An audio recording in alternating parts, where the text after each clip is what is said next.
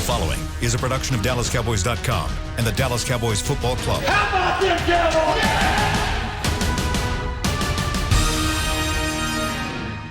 This is Talkin Cowboys. Streaming live from the Dallas Cowboys World Headquarters at the Star in Frisco. First down, handoff, Elliott plowing to the goal line. Buried, sacked by Lawrence. Prescott keeps it, and he bangs it in for the touchdown. And now your hosts, Isaiah Stanback, Heckma Harrison, Rob Phillips, and Kyle Yeomans. It is a Thursday edition of Talkin Cowboys here on DallasCowboys.com and the various streaming platforms. Week 13, episode number 3 of the 2020 season. I say 13, it's week 14, isn't it? It's 14. Is it week 14? It's 14. I'm already trying to just skip weeks and go back. Together at a certain point of the season. I don't want the season to end. You know, football season's fun. Yeah. It's fun things. But yeah, it's week 14, episode 3 here of Talkin Cowboys, here from the SWBC Mortgage Studios. Kyle Yeomans alongside Isaiah Stanback in studio again today. We've got Rob Phillips with a gigantic, very nice-looking Christmas tree in the background. And then we've got Heckma Harrison giving his best effort. Wow. The milk's gone bad. That's how we go. Choice. That's how we go. Hey, Heck, but just so you know, I'll never do you like that, Heck, man. I would never do you like that, Heck. Yeah, right. You know what I mean? Yeah, right. This is not meant to be a competition. This tree thing, I promise. It's not. It's just a before and after picture. It was bequeathed. Oh, okay. To you. I like that. Well, each of you move aside a little bit and just show these things off. I mean, Heckman's got his on his desk, and he was the first one to have it. And then Rob was like, "Oh, I've got one for you, Heckman." Oh my God! Heckman just covered his Look at the size of that thing. Heckman just completely covered his up. Rob did his, and Heckman, you covered yours up. I love it. I mean, he has ornaments and everything on his tree, bro. Yeah. Look at my little naked tree back here. It's cute, though. Look at that thing. He definitely has a little gangster lean at the top, Christmas though. Spirit, man. Yeah, He got a little gangster lean at the Exactly. top. Exactly.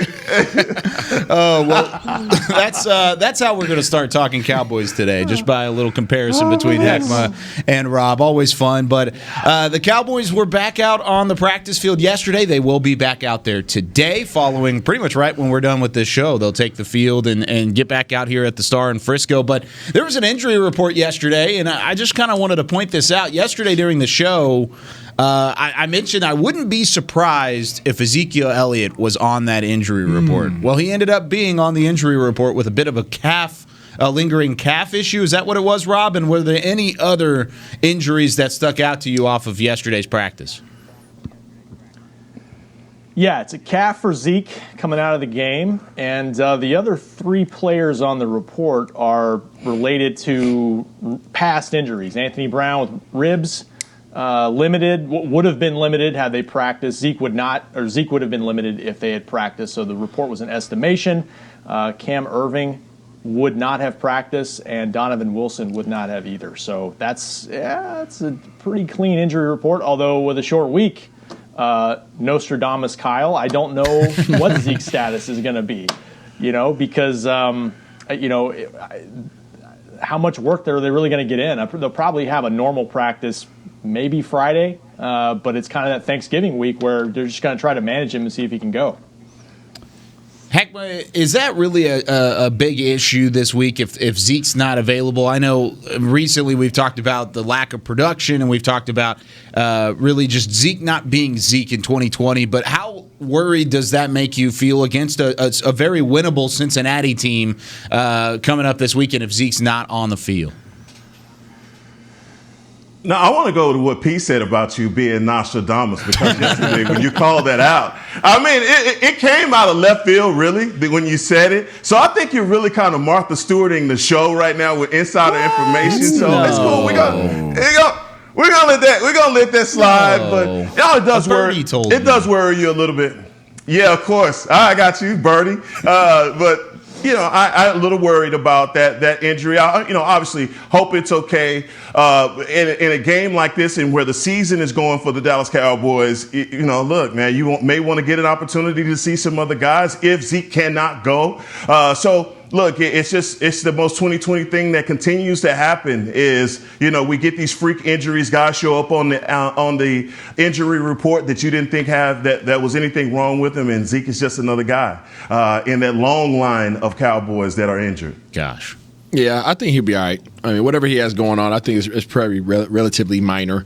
If anything, they'll probably just monitor him, like you already said, Rob, going to, with a short week, making sure that he's good. He's a vet. They know what he could do. I think they probably feel bad because they know they should have kept giving him the ball this past week. So they're probably just giving him an extra day off. Right. And make sure that he's ready to go out here and run against these boys this week.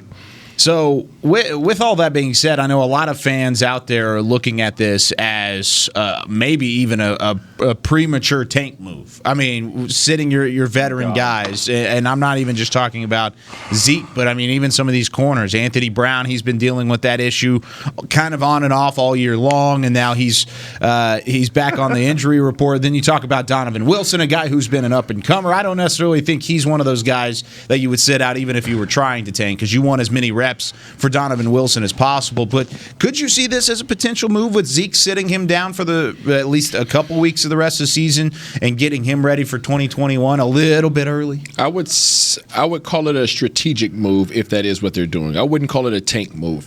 The tank term is overutilized and it is a myth. And yeah, it's definitely misused. No, there is no such thing as tanking in the NFL. We've already touched on that in previous weeks. But it does make sense if you just pay somebody a bunch of money and you're committed to them long term to make sure that if they feel as if this season is out of hand, if it's at a loss, right, which it's right on the cusp of that, then it only makes sense to protect your guys. The guys that you know are going to be here, the guys that you know are going to be valuable to you going down the stretch. I don't think that they're doing that, but if they were to do that, it would be a strategic move. It would not be a tank move. Rob? Yeah, no. Another example of that would be Zach Martin. Maybe down the stretch here, he's going to miss minimum 3 games on IR with a calf as well. And the thing with calves are like it's one of those soft tissue kind of things that you don't want to mess around with. So if the Cowboys are mathematically eliminated by the time Zach's eligible to come back, like if he's not 100%, it makes no sense. Like Isaiah said, to your best pound for pound player to put him out there. So we'll see what happens there. But, the whole tank thing, it's like, a discussion coming out of the game the other day was, what was their effort level like? And did they, they look like they quit and all that kind of stuff that fans hate. Well, which one do you want? Yep. You want them to just, you can't have it both ways. I've been saying that all year. You can't accuse them of not playing hard and all that kind of stuff and it disgusts you, but then you just want to tank and get a higher draft pick. You can't have it both ways. No, it definitely is a double-edged sword when you talk about the fan base and that whole tanking thought process. And I think it ticked us off when we, a couple games back when people were starting to talk that way. But at the end of the day, I just feel as though that whole tanking thing is happening organically. We are. It is. It is. I mean, you look at our defense and you look at their inability to stop the run, and you talk about, hey, Anthony Brown being on the injury reserve. I believe if Anthony Brown had played last week, he would have been an afterthought in that game. So, look, like I said, it's all happening, and it's happening organically. You may want to check Greg Williams and him going cover 0 for the Jets. Now that's an example of team tank right there. Said he got fired the next day. Exactly. So I don't know. I thought he would have got a promotion if that's what they're trying to do. Yeah, lost his job. But here's the thing, Kyle. So organically, he's right. They're down to their 5th and 6th offensive tackles. They're playing all kinds of backups this year because they've kind of had to. So, I do think it's organic. It's like Jerry said on The Fan recently. He said, if we earn it, we'll take the high draft pick. If we earn it, they're earning it because of what they're doing defensively and the struggles they're having. It's like it's not quite it's historic in Cowboys history. It's not quite historic in NFL history, but it's downright bad. There's no doubt about that. That defense could arguably be historic in terms of NFL history. I think that defense would be right up there in terms of some of the top just terrible defenses that the league has ever seen. But I kind of want to go back to the offensive line. And you guys mentioned Zach Martin. Of course, he was out against Baltimore here on Tuesday, but I wanted to kind of talk about the offensive line yesterday, and we didn't get to it. But I thought the offensive line fared quite well. I thought they had one of the better games of the year whenever they didn't have a Zach Martin. They didn't even have Cam Irving on the edge. I mean, you lost both of your tackles, and I mean, these guys really kind of stepped up and played well against a very solid, heavy front seven. Yeah, no, they played well. They played well. I know most people are going to look at it and say, Calais Campbell was limping around. He was a little gimpy. Okay, but they still had the wolf on Wall Street, as I referred to him, and he had a presence there. And they still have their dudes over there. And the offensive line stepped up. They played well, and they allowed Andy Dalton to get in a rhythm. They allowed for him to get some swag. They allowed for him to disperse the ball all over the place. I thought they did a really good job. I think right at the end of the game there, they started having a little bit of some cracks come through, but again, we were holding on to the ball a little bit longer than we had been earlier in the game because we were trying to get it downfield. So overall, for what we're playing with, and what those guys had to do this week against that opponent, they did a heck of a job. Heckma? Yeah, I think they came into the game with a great strategy called max protect, slide protection. Mm-hmm. And that's what you have to do for Andy Dalton in order for him to be upright for most of the game. I mean, you think about it, Andy Dalton was getting those quick passes out fast. It was dink and dunk and finding his tight ends. And that's the game that the Dallas Cowboys have to play because of where we are with our offensive line. I mean, there's a lot, a lot of people are pleased with Andy Dalton's performance. Obviously, there were a few throws that he did miss. One, I believe, to Michael Gallup at the back of the end zone. But still, I mean, I think that we don't have the full arsenal of our offensive plays at our disposal because of how we're compromised at the offensive line. I saw them do a lot with Blake Bell. The Belldozer showed up, not only blocking, but I think he had a catch as well. And so we're going to have to take that with us for the rest of these games if we want, Andy Dalton to have just a titch of success. Yeah, for sure. And some of it was what Baltimore was just giving them. I feel like the way they were kind of playing their safeties, just let the Cowboys try to go down the field and maybe they make a mistake on a long drive, kind of a strategy there. But the problem with that is they didn't have any chunk plays in the game. They had one play over 20 yards, and that was late in the game to Michael Gallup. And, when you combine that with what Baltimore did, 9 plays, I believe, over 20 yards in the game or close to it, and 4 over 30 yards, that's where you're struggling. I mean, defensively, believe it or not, they had some plays that were okay in the game, but when you give up those giant plays, you just don't have much to stand on over the course of a 4-quarter game, and that's been a problem all year long. Now, is that indicative of the offensive line, Rob, or is that something specific to play calling from Kellen Moore? Because you can attack underneath against really any defense, and at some point they're going to creep up. Well, Baltimore didn't do that. Ultimately, they stayed in their game plan over the course of the game, and because of that, there was nothing over the top for this Dallas offense. Is that where does it start for the Cowboys if you want to fix that and find some more big plays, because they were really good at it earlier in the year? Well, I may say it goes back to play action too, and like Isaiah said, get Zeke involved a little bit more and try to hit him that way. If you got your running game really cooking, that's where you can take the top off at some point in the game. And but yeah, I mean, they also, though, they have guys that can take short, intermediate passes and turn them into something. CeeDee Lamb is one that comes first to mind. So, but either way, however you do it, you've got to be able to, with a line like this and the way they're compromised up front, you can't rely on these 12-play, 80-yard drives. You just can't do it. You got to get some easy ones every now and then. Ekma? No, I feel the same way. I think that, Kellen Moore has done a better job of pulling back the game plan. I mean, we were seeing double reverses and triple option plays and things that just didn't. What are we going to do with that? And, I think that if you want to get Andy Dalton through the rest of this season, you're going to have to max protect I think what Rob said is right. You do have those playmakers on your offense that can take a 5-yard slant route to the house, but what teams are doing is they're basically, man-to-man zone, keeping safeties high, and bringing guys down in the box to stop the run and daring Andy Dalton to throw the ball long.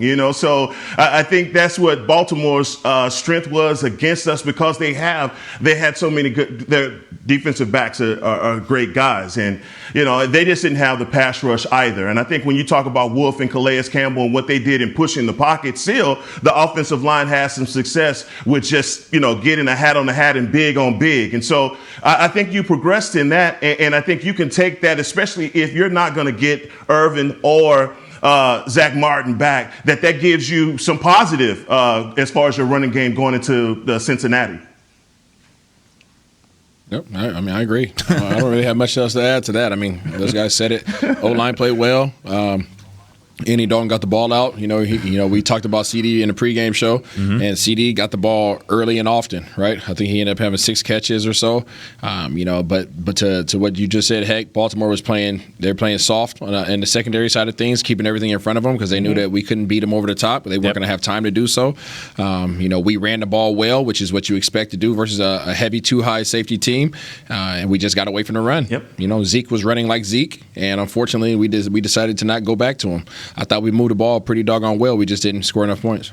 Yeah, didn't score the points, didn't finish drives. Andy Dalton said that after the game. He talked about the fact that not finishing those drives was big. Stalling out right outside the red zone, and it ultimately made the kicks harder for Greg Zuerlein. He ended up leaving 3 kicks off the board, so 9 points total. And, that's pretty much the difference in the game. You either finish 1 or 2 of those drives, or you get one more first down. And you trust Greg Zuerlein to kick more so from inside 50 yards than over 50 yards, and that's kind of what the difference in the ball game ended up being. So when we come back here on Talkin Cowboys, presented by Geico, let's talk about the Cincinnati Bengals. The Cincinnati offense versus this Cowboys defense. It's the Penei Sewell Bowl. Loser gets the 3rd overall pick in the NFL draft. Is it Tankathon 2020? We'll talk about it on the other side of the break here on Talkin Cowboys. There's nothing as unique as our eyes, which is why Essilor pioneers ways to make lenses as unique as you. Verilux for super sharp vision, Essential Blue for protection, and Crizal for freedom from glare. 3 cutting-edge solutions in a single unique lens. So whatever your needs, insist on Essilor. Visit your local Essilor experts and find the perfect lens for you. See more, do more, Essilor. Since 1865, Stetson hats are American-made with pride right here in Texas. And Stetson is proud to be on the field with America's team. Want to show your Texas and team pride too? You can. By purchasing your own Stetson, you can look just like how the flag guys do on field at every home game. Stetson hats, the official crown of all self-respecting Cowboys, and your favorite football team. Get yours today at shop.dallascowboys.com or at stetson.com. I'm Jay Novacek, former tight end for the Dallas Cowboys. Back in the day, I was the guy who always got the tough yards, and that's why I run with John Deere today. In fact, I have a John Deere 3025E tractor that can handle any yard work I need to do, even the tough yards way out back. So if you have 1 acre or 1,000, John Deere has the equipment that's just right for you. Visit a John Deere dealer today and run with us. We are the official tractor provider of your Dallas Cowboys. Dear, it's 1908. Don't you think we should get electricity? And stop using candles to see at night. It's just electricity lights up the room fast. It's more reliable than candles blowing out, and people seem to love it nationwide. Well, candles are... Dear, did you just run into the wall? Nope. May I have a new candle, please? Historically, switching to new technology is a no-brainer. Today, it's AT&T 5G. Fast, reliable, secure, and nationwide. Switch to AT&T 5G. It's not complicated. 5G requires compatible plan. May not be in your area. See att.com/5G for you for details. Back to Talkin Cowboys. Talkin Cowboys presented by Geico here from the SWBC Mortgage Studios. If you have fan questions, send them in. I don't know if we're going to get to fans on the 50 this week just because it is a short week and we had a game kind of smack dab in the middle of it. But we will answer some fan questions if you put them in the Periscope stream while I'm looking at it. Before we get into the second segment, though, whether you're listening to music while you work or listening to Talkin Cowboys, no Essilor lenses at this moment. That's coming in the next break. Bose Quiet Comfort earbuds let you experience audio in a whole new way. Bose Quiet Comfort earbuds are the official earbuds of the Dallas Cowboys. Heckma Harrison approves. He has the Bose up over the ears as always. Heckma Harrison, Rob Phillips, Isaiah Stanback, and Kyle Yeoman's with you here on Talkin Cowboys. Chris Beam running it in the back. But guys, talking about the Bengals coming up. It's the one of two teams in the NFL that, or one of three teams in the NFL that don't have a record as bad as the Dallas Cowboys. They sit above you right now with the 3rd overall pick in April's 2021 NFL draft. However, how dare them? You lose this game to the Bengals, and all of a sudden you have the 3rd overall pick because they have a tie with the Philadelphia Eagles on their record. But no Joe Burrow, no Joe Mixon. It's just a bunch of average Joes for Cincinnati and the Bengals whenever it comes to the offensive side of the football this week. But, Rob, what have you seen from Cincinnati? I mean, they still have a couple good receivers out there. T. Higgins, who out of Clemson this past year, and then, of course, a couple other guys they could go with, like a Tyler Boyd, who had a 72-yard touchdown catch this week. I've seen an offense that has really, really struggled. So we're going to find out, just how bad it gets for the Cowboys defense, to be honest with you. Without Joe Burrow in their lineup at quarterback, they've really struggled the last 2.5 games. I think they've got 3 scores with Brandon Allen at quarterback. Not that he can't make plays, but they haven't been very successful. Joe Mixon, their starting running back, I believe is still going to be out of this game. He's still on IR. So it's a Giovanni Bernard show. And, look, they've struggled to run the ball. I think they've had 40 yards total in each of their last 2 games, both losses. But we'll fix that. Yeah, heck, like does that matter? Like you see that stat and say, oh, well then it's a big day for the Cowboys defense. They have to go out there and show that they can stop that, because Giovanni Bernard has been in the league for a few years, and while maybe their offensive line is not productive up front or hasn't been, he's a competent running back. So Cowboys got to show they can stop the run against anybody, no matter how much their opponent has struggled, guys. Heckma. No, man. Joe Mixon, he must not want to get his stats up. What's going on with you, Joe? Giovanni Bernard, man, he is, like you said, Rob, he's been in the league for a while, and he's one of those, low to the ground, shifty bowling ball style running backs that he can get in behind those tackles and get some gas yards. I mean, he kind of reminds me of the running back from the football team. Don't want to say the wrong name. Gibson. And kind of low to the ground, short guys that can kind of scatty, but still Giovanni Bernard, man, has the best mustache in the league. I don't know if you check this guy's mustache out, but he's got the whole Wyatt Earp thing going on right now. I've never seen a brother with a Wyatt Earp mustache, but Giovanni Bernard got one. But look, it's just one of those things where you could go into this game saying that, look, we have everything to play for, and this is an offense that you're not scared of, and they have had every reason. They have every reason to lay down, right? But for some reason, they will show up with this average offensive line and give us some problems in the running game. And they still have Samaje Perine, I believe, from Oklahoma, who is definitely a viable option in the running game as well. But let's not forget about the man, A.J. Green. He's still alive. He's still out there. There's still some ability there. But, they're going to load up with their tight ends, and they're going to run it right at us, man. That's it. Both Isaiah and I both looked up and Googled Giovanni Bernard's mustache, and you're right. That thing is fantastic. It's impressive. That is a top-notch stash. That is like Captain Crunch Hall of Fame. Oh wow! I'm telling you, have you seen? It's really fantastic. Captain Way Crunch. to go, Gio. Is that your favorite cereal? No, I'm a Cinnamon Toast Crunch type of guy. Okay, myself. I love Captain Crunch. Yeah. I think it's so good. Captain messes up the roof of your mouth. Oh yeah, that's fair. Yeah. That's fair. What do you think about this, Once Giovanni it hits your Bernard? lips, it's so good. It's so good when it touches the lips. What do you think about this Giovanni Bernard-led offense from Cincinnati? They struggled. I mean, they've struggled. I mean, this is going to be a battle royale this week. I mean, this is one of those games where you have two teams that aren't playing very well. I don't want to call any team a bad team, but you got two teams that aren't playing very well.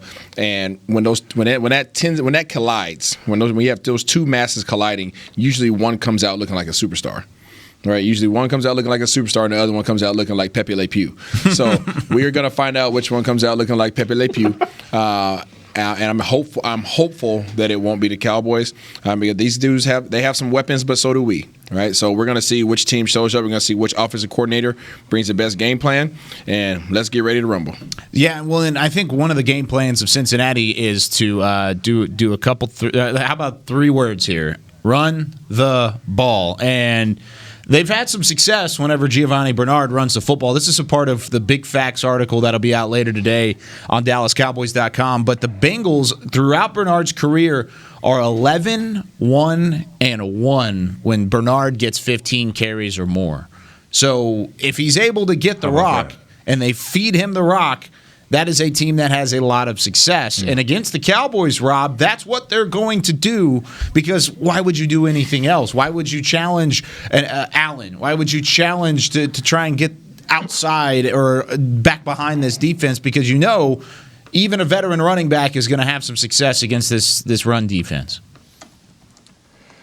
Yeah, for sure. I mean, as long as the game is close, right? Because I want to say he hasn't had more than 30-something yards this year in terms of rushing in a single game. I stand corrected. He had 62 against Tennessee. But he had more recently. than 15 carries, and they won that game against Tennessee, though. You're right. He was right at 15 carries. But against the Dolphins last week, 12 for 30, and they fall behind and they've struggled to protect Brandon Allen. So, and actually he's on the injury report for them this week. I think he did practice yesterday. But they're going to want to try to feed the rock. Why not? I mean, that's the Cowboys' biggest weakness by far. I was looking up at the Cowboys' stats.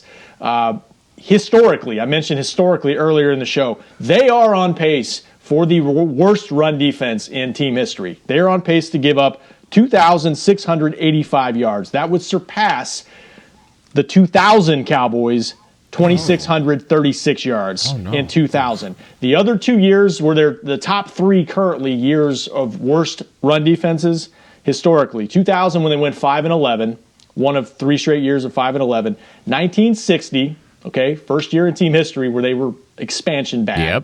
Yep. And then 1989, 1-15. That's what we're dealing with. That's what we're talking about this year in terms of perspective of just how bad it's been. They're giving up 167 yards a game, fellas, and the next worst team is Houston at 150. I mean, it's not even close right now what they're giving up on the ground. And that's what happens when you basically have 2 300-yard games that you allow. They've got to shore it up. And I don't know at this point, can they? Can they consistently shore it up? They haven't shown that they can. I love just hearing Heckma just giggle in the background out of just disgust. Like it's a picture of Rob. It's just the Rob video, and then Heckma's just in the background just giggling because he can't believe it. It's like a laugh track on a comedy show, a sitcom. Because, there's I don't know how Rob does it. He still has hope in his voice, and I love that about you, Rob. Do I? Yes, you still have that hope, You still use words like shore up, and I think that's fantastic. What do you say? I mean, since the expansion, 89. 2000, the 3 consecutive 5-11 years. I mean, those were some historically bad teams, and we see it again this year. And I know we're talking about Cincinnati, but guys, if you watch watch the Ravens game and that long run from Lamar Jackson, when he sent his guy in motion and realized that we were in man, his eyes lit up because he knew that was nothing we could do to stop that. And if we continue to play those kinds of defenses, if we continue defensively, guys are just ad-libbing. I mean, You can't tell me Tank Lawrence on that play wasn't supposed to step down with that tackle. You can't tell me that that's the angle that Leighton Vander Esch is supposed to take. All of those things, I mean, it was a disaster. And so I keep saying, asking the questions to you guys, like, what are we doing? And you could put a lot of it on Mike Nolan, you could call it scheme, but there's no way that he's coaching guys to play like this. There's no way that he's coaching guys in the interior of your defense to get dug out like that. Hey, it's just it's nasty. Based off your statement, right? Is our biggest problem the players on defense, or is it the defensive coordinator? I mean, with that being said, you have to say it's a combination of both. No, if you want to give a percentage, you want to give a percentage. No, you want me to give a percentage, and I'm going to have to put it on the coaches. Percentage is fine. I'm going to have to say coaching. Yeah, I'm going to say 55-45. Coaches with the 55. It's got to be something. But there's no way that you coach a scheme like that. I mean, this is high school. This is high school. Read option, dog. This is nothing. They run. Hey, Kyle, we're gonna see that play tonight in a high school game. Quite a bit. There's nothing. And there's nothing scheme-wise that is above that what you've seen before. They're trapping guys. They're bringing them in the alley, and to step down with that guy to not create an HOV lane, and that's what we're doing. We got HOV lanes in our defense, man, and guys are just running through them. You said does Cincinnati have a toe tag though? That's my question. Yes. Did they get that toe tag taken care of? So kind of going off of what Heckman just said, though, and kind of the challenge that you brought with coaches or players, I'm going to play devil's advocate here, but how could you say it's coaches whenever the same problems were from last year and it was a completely different coaching staff? Because, I mean, that's a legitimate question from a lot of Cowboys fans is why have we not seen a change? Is it because it's just the personnel? Is it the players? Stephen Jones on the fan, I believe yesterday, said that he doesn't think it's not the players. He thinks the players are the right guys. You just haven't executed, which wouldn't that put it on the coaches? But it's a different coaching staff, same result as 2019, if not worse. It's a really good question. I think I have to agree with Heck and say it's a combination of both. It has to be. It absolutely has to be. I think no matter what team it is, it always has to be. But these players, I don't feel as if these players have taken enough responsibility, taking it upon themselves to ensure that they get things right. Your coaches can call things. Your defensive coordinator could call different plays, but you still have the power to change it on the field. Vander Esch and Jalen Smith, whenever you're at middle linebacker, you still have the power. Those guys are the quarterbacks on that side of the ball. They can check out of plays. Just like usually I see quarterbacks check out of plays all the time. Yeah. That guy has the power to check out of plays. These defensive linemen and these linebackers and these secondary guys, they all have a choice whether or not to get beat or not. Whether to be lined up in the right gap or not, whether to have the proper technique. Do I be inside leverage on this receiver, or do I go outside? Do I go head up? Do I put my hands on him? Do I try to shadow him? So those are aspects that the coaches can't control, right? But I don't think there's enough responsibility being taken on either side, and they like you said, they have to shore things up soon. Rob, what do you think about that? Oh, no, please, no. Let's use that word. You don't like to shore up? Don't like to shore up? I don't, man. Stop. It's too late for shoring up. Yeah, you're probably right. You're probably right. At this point, it's almost Christmas. Look at the tree. We got the trees up. Got the trees up.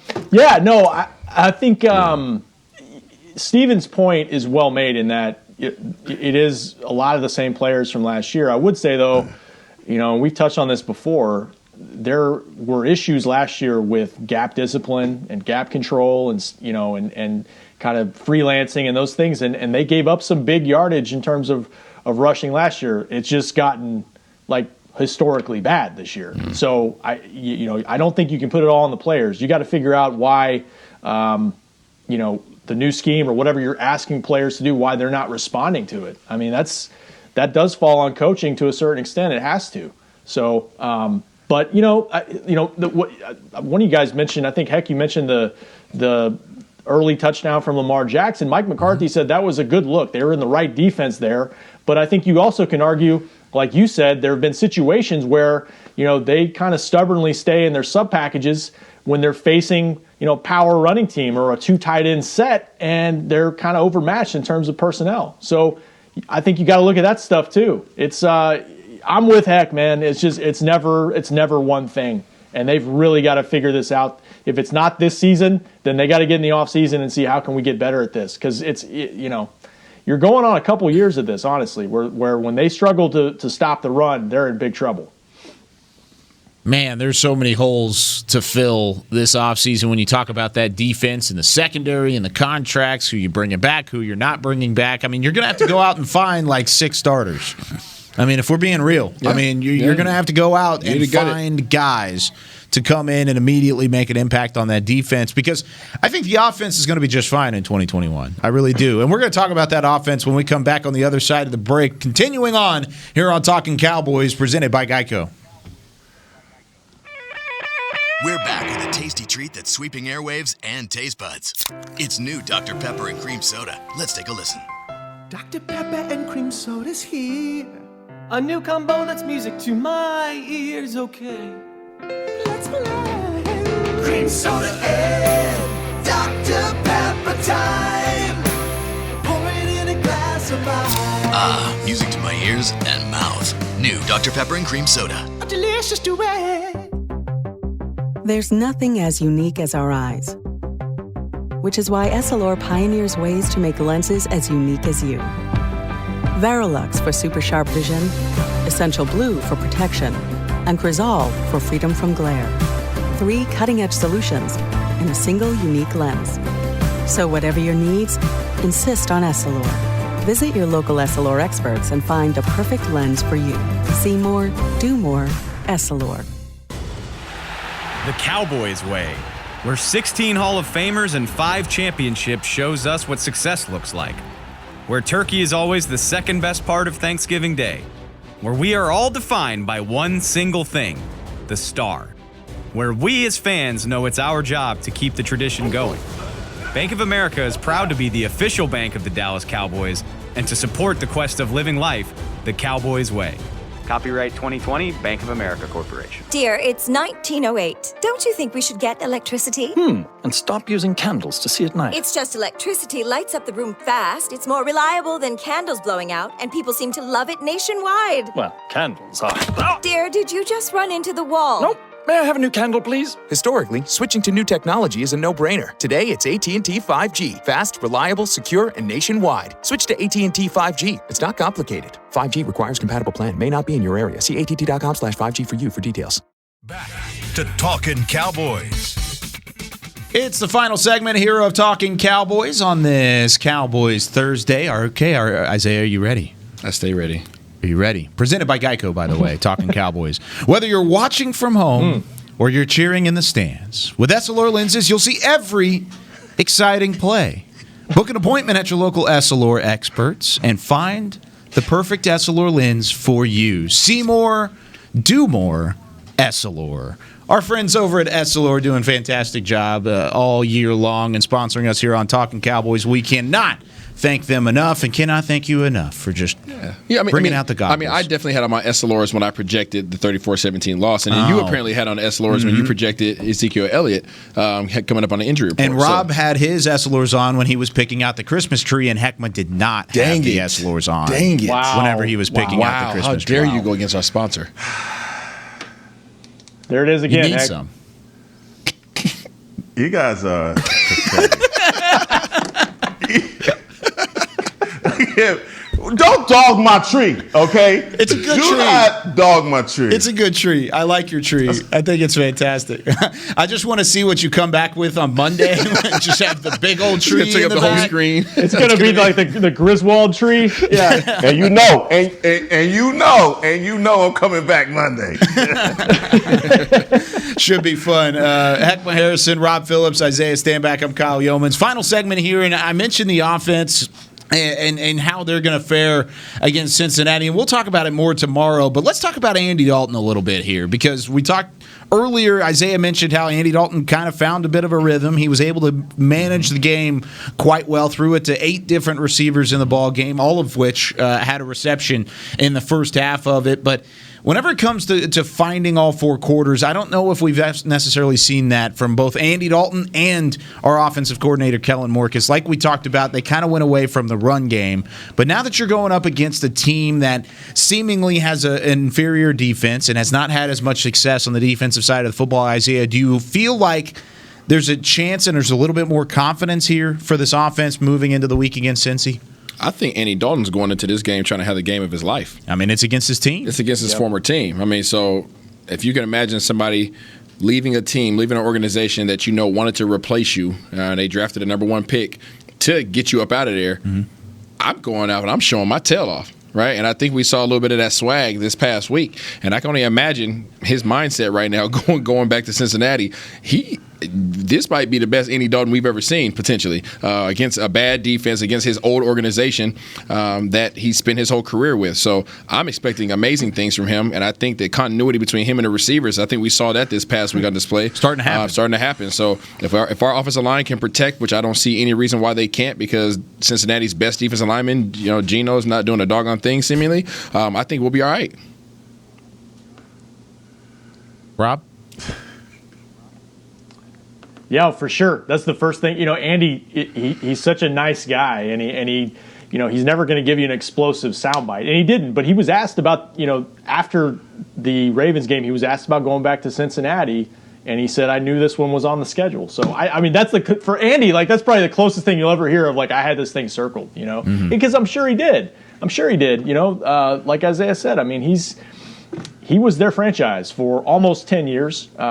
They struggled last year. They went in a different direction. He got granted his release, and he never imagined he would play this much. But here he is with an opportunity to at least try to get his new team back on some kind of a track here.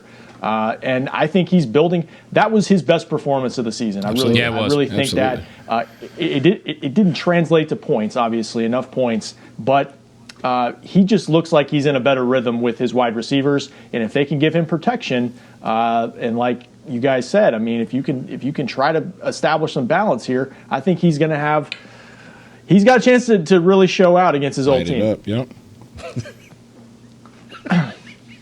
Oh gosh. Oh geez. Oh no. Oh, what's happening, Heckma?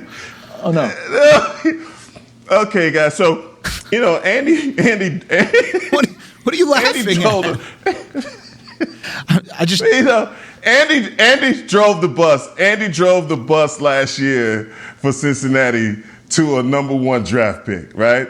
Yeah, he did. So Andy drive the bus for us this year to this organic tanking that we got going on. I mean, you guys are talking about the game of his life, or as though Cincinnati didn't give Andy Dalton the opportunity and the platform to be the player that he is. Multiple contracts. I mean, they wanted to name the city after the man. And so now he has a chip on his shoulder to go back to Cincinnati and have the game of his life. Yeah. Wow, you guys are amazing, dude. Hey, well, you don't think that he I'm has here revenge for on it. his mind? Dez had revenge on his mind this week before getting pulled off the field. Man, I think a Dez Bryant situation, I think that would be completely, I want to get some get back for the way that I got out of Dallas, right? That's the same thing. That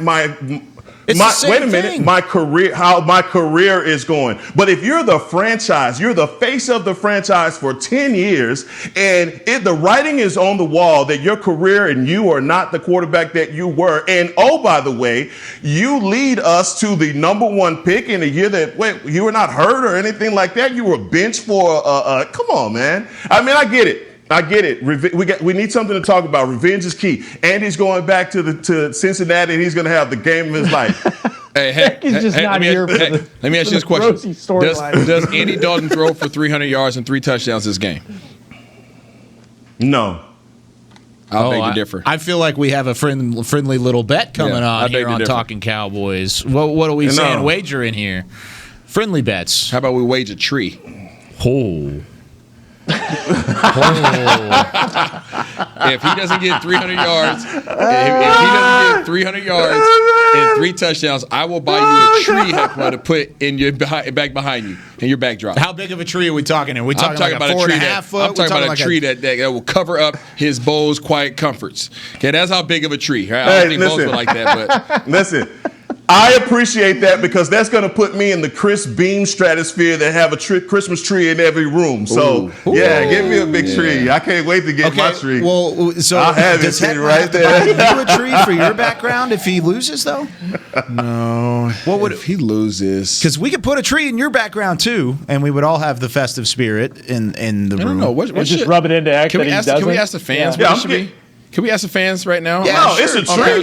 No, don't you ask the fans. On Periscope, what do you think? It's going to be a tree. What do you think the equivalent, pay should be for Heckma? Should he lose? So you don't want a tree, is what you're saying? No, I don't need a tree. Oh, okay, I got a tree. Okay. No, just letting you know, I have one tree at my house. Just letting y'all know. Oh, Chris is popping out here. He's got one tree. At my house. He's just got multiple Emmys. That's all it is. Don't be fooled. It's the gold and the Emmys. Now, that the confuse outside you. looks like the Griswolds, but we do have CP one just sounded like he tree. was straight Jamaican. I got one tree.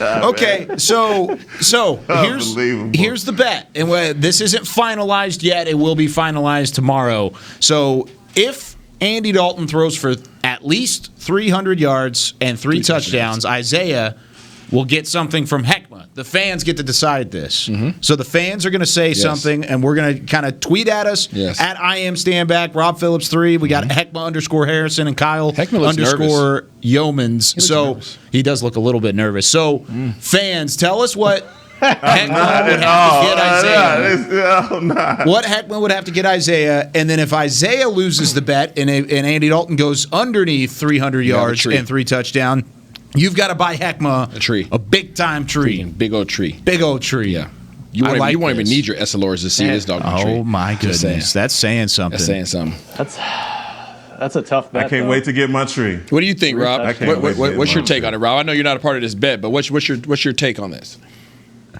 I think he's going to play well. I think the stats are lofty. Lofty. I mean, he did just throw for 285 and 2 touchdowns with a high cover 2 safety defense.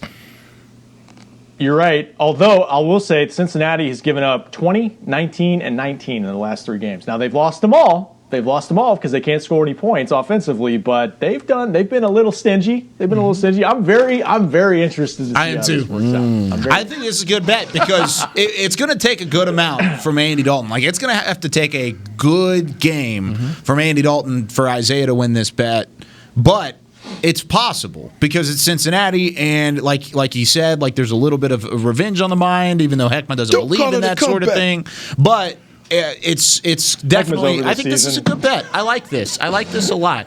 I think this could be a lot of fun. But that's going to do it here for us on Talking Cowboys. Send us what Heckma would have to buy Isaiah on Twitter. Please let us know, and we'll get this bet finalized, and we'll update you tomorrow on the great bet of 2020. For Heckma Harrison, for Rob Phillips, for Isaiah Standback, and multiple tree Chris Beam in the back, I'm Kyle Yeoman saying so long from the SWBC Mortgage Studios. We'll see you tomorrow on Talking Cowboys, presented by Geico. This has been a production of DallasCowboys.com and the Dallas Cowboys Football Club. How about this, Cowboys? Yeah!